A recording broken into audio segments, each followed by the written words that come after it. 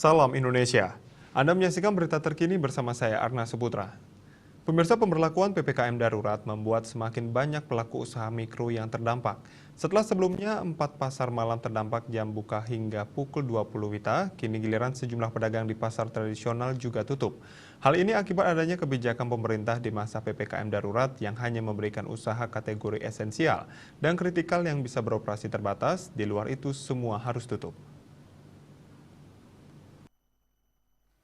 Dirut Perumda Pasar Sewaka Dharma Denpasar Ide Bagus Kompiang Wiranata Senin 12 Juli mengatakan lebih dari 1.000 pedagang yang bergerak di luar sektor esensial dan kritikal harus tutup.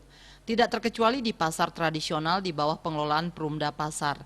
Dikatakan di pasar Lokitasari terdapat 72 pedagang tutup, pasar Kumbasari 467, Pasar Angsoka 526, Pasar Badung 280, Pasar Sanglah 97 kios, Pasar Kereneng 166, serta di luar pasar ini ada 76 pedagang yang harus tutup. Penutupan ini akan berlaku hingga berakhirnya masa PPKM darurat 20 Juli mendatang.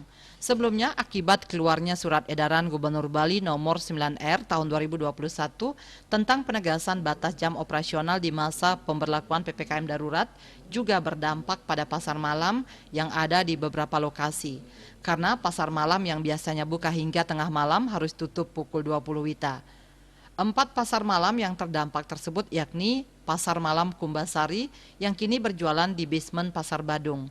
Kemudian Pasar Malam X Tiara Grosir di Jalan Cokroaminoto, Pasar Malam Angsoka Kereneng, serta Pasar Ikan Gunung Agung.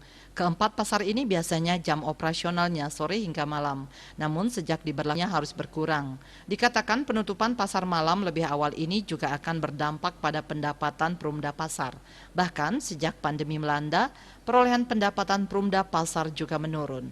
Asmara Putra, Bali Pos. Untuk mencegah penyebaran COVID-19, ingat pesan Ibu soal terapkan 3M. Wajib memakai masker, wajib mencuci tangan, dan wajib menjaga jarak, serta wajib menghindari kerumunan.